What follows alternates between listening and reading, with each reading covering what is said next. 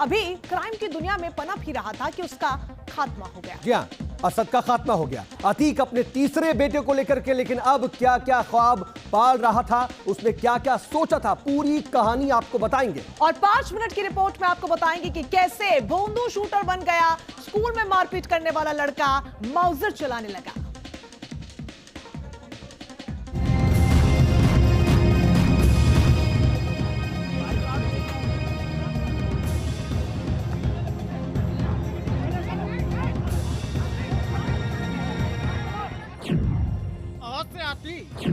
और आज से असद, जो कहानी अतीक ने आज से 45 साल पहले शुरू की थी, उसका अंत 13 अप्रैल 2023 को यूपी के झांसी में हो गया।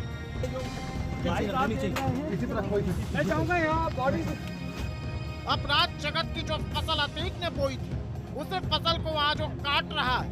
सैकड़ों लोगों का खून बहाने वाला अतीक आज अपने बेटे के गम में सिर पकड़कर रो रहा है।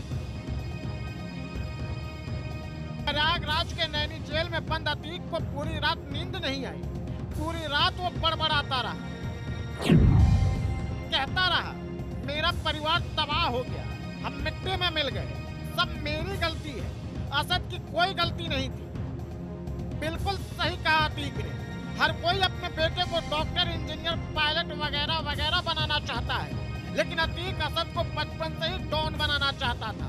माफियागिरी की पूरी कमान असद को सौंपना चाहता था। साहब 12 साल के लड़के को उसने बंदूक देना शुरू कर दिया। क्या मतलब होता है? बचपने से ट्रेनिंग शुरू हो चुकी थी। वो माफिया खुद माफिया नहीं था, अपने पूरे खानदान को उसने लॉन्च कर दिया और माफिया बना दिया था। अतीक ने भोंदू को बना दिया गैंगस्टर। अतीक ने असद को बचपन में ही माउजर पकड़ा दिया था, उसे हथियार चलाने की ट्रेनिंग दे दी थी।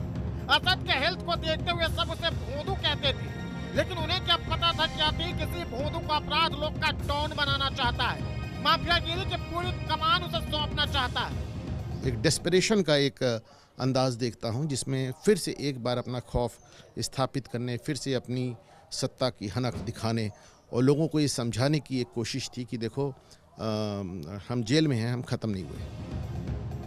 और असद को लॉन्च करने के लिए उसने उमेश पाल की हत्या की साजिश रची।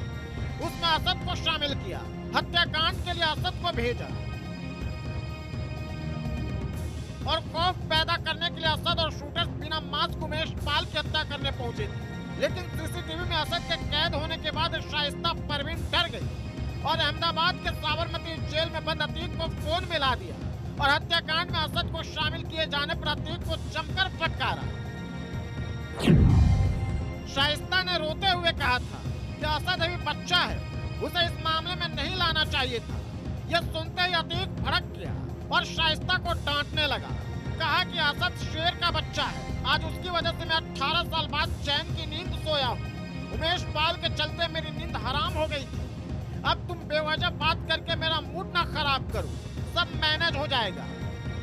इस ऊंचाई पे ये पहुंच रहे थे अपराध जगत में, जो इन्होंने मुकाम हासिल किया, वो बगैर जब तक बड़े बड़े और माफियाओं के साथ इनका संबंध और संपर्क नहीं होगा, ये कैसे संभव है कि इतने ऊंचे पे चले जाएंगे। ये खाली अपने दम पे तो है नहीं। मैं तो बार बार कह रहा हूँ, खुलेआम कह रहा हूँ कि सारा का सारा प्रशासन, चाहे उसको पूरी तरह का संरक्षण, प्रशासनिक और राजनीतिक संरक्षण मिला है। अतीक के 5 बेटों में असद तीसरे नंबर का बेटा था। असद को अतीक बचपन से ही माफिया बनाना चाहता था। स्कूल में भी असद का सिक्का चलता था। बात बात पर वो स्कूल के दूसरे छात्रों को पीट देता था। इतना ही नहीं, स्कूल के शिक्षक और कर्मचारियों से भी लगातार असद मारपीट करता था। असद ने जब उमेश पाल को गोलियां चलाई तो उसने न तो कोई नकाब पहना, न चेहरे को ढकने की कोशिश की। मकसद साफ था कि जुल्म की दुनिया के लोग ये देख लें कि अब असद अतीक अहमद की धीरे धीरे जगह ले रहा है। अतीक पर 101 केसेज हैं और उमेश पाल अपहरण केस में पहली बार उसे सजा मिली है। अतीक जानता था कि उसका पूरा जीवन अब जेल में ही बीतने वाला है, तभी तो उसने अपराध के साथ राजनीति में भी अपने तीसरे नंबर के बेटे असद को लॉन्च करने का फैसला किया था। असद को लोग छोटे सांसद के नाम से भी बुलाते थे। असद के ऊपर उसके परिवार की आपराधिक पृष्ठभूमि हावी होने लगी और वो स्कूल में ही गुटबंदी करने लगा और अपने आप को एक दबंग के तौर पर दिखाने लगा। असद किस तरह से अपराध की दुनिया की तरफ आगे बढ़ रहा था, इसका अंदाजा इसी बात से लगाया जा सकता है कि असद ने स्कूल के दौरान ही सोशल मीडिया पर एक पोस्ट लिखा था। उसमें असद ने लिखा था कि तुमको हथियार उठाना पड़ता है दहशत फैलाने के लिए, लेकिन मेरी आंखें ही काफी हैं तुम्हारी धड़कन बढ़ाने के लिए। लेकिन हत्या में